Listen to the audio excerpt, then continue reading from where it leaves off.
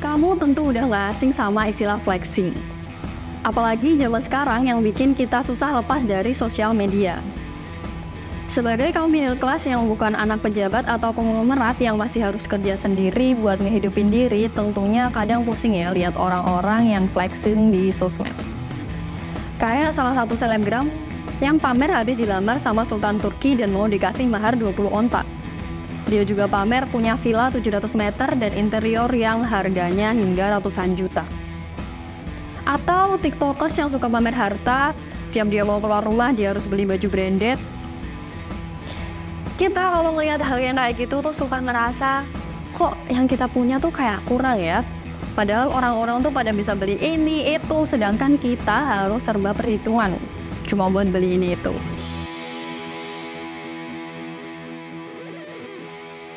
Secara sederhana, flexing artinya pamer. Gak hanya tentang kekayaan, tapi juga bisa tentang berbagai pencapaian. Kalau dilihat secara harfiah aja, flexing emang kayak hal negatif buat dilakuin, karena punya sifat nyobain sesuatu.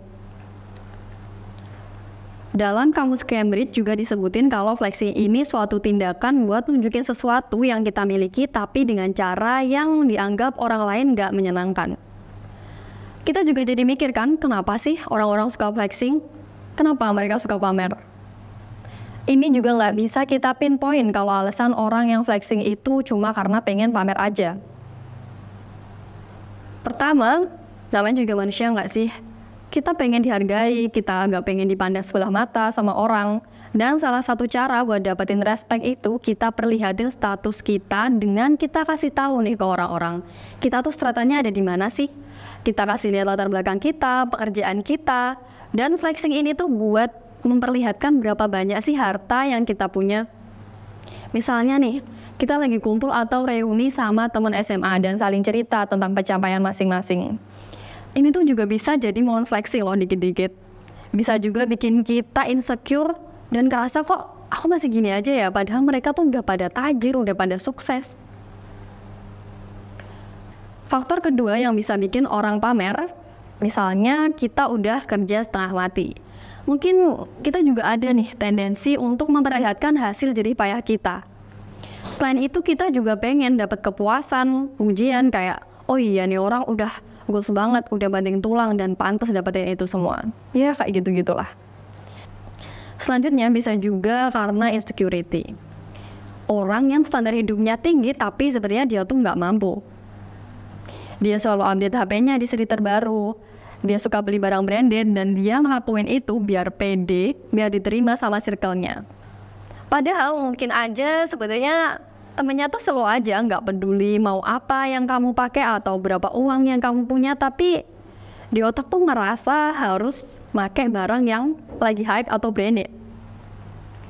Orang kayak gini tuh emang nggak bisa kita salahin ya, karena emang pressure zaman sekarang tuh nggak bisa kita kendaliin.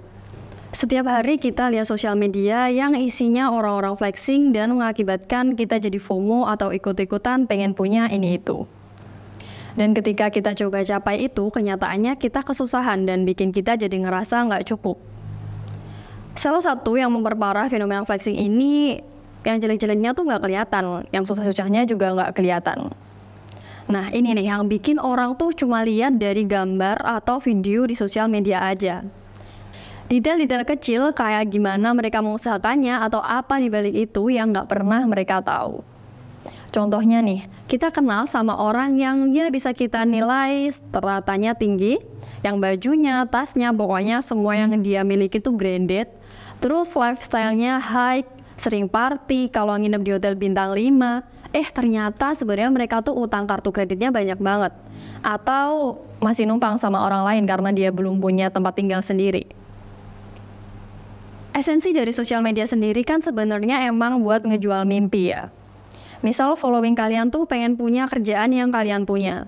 Terus kalian tunjukin nih gimana sih enaknya kerjaan kalian. Dengan posting ngadep komputer atau kerja sambil jalan-jalan. Padahal realitanya kalian tuh tertekan kerja di situ. Lingkungan kalian gak nyaman atau hal yang lain. Iya, kalian ngejual mimpi kalian buat mereka. Walaupun mereka nggak tahu realitanya tuh kayak apa. Makanya kalau kita nonton sosial media tuh penting buat kasih konteks yang lebih full. Kita nggak akan tahu kalau kita cuma lihat foto aja atau video aja. Kita nggak tahu gimana balik layar mereka. Kita cuma bisa bikin persepsi kalau wah tajir ya mereka, wah enak ya kayaknya jadi mereka. Begitu juga dengan selebgram atau influencer. Kita pasti kiranya mereka tuh punya pesona yang bagus. Even si selebgram yang tadi aku bahas. Ternyata villa yang dipamerin itu bukan punyanya dia. Ternyata dia cuma nyewa dan cuma sebatas untuk konten. Kenapa sih mereka ngelakuin itu?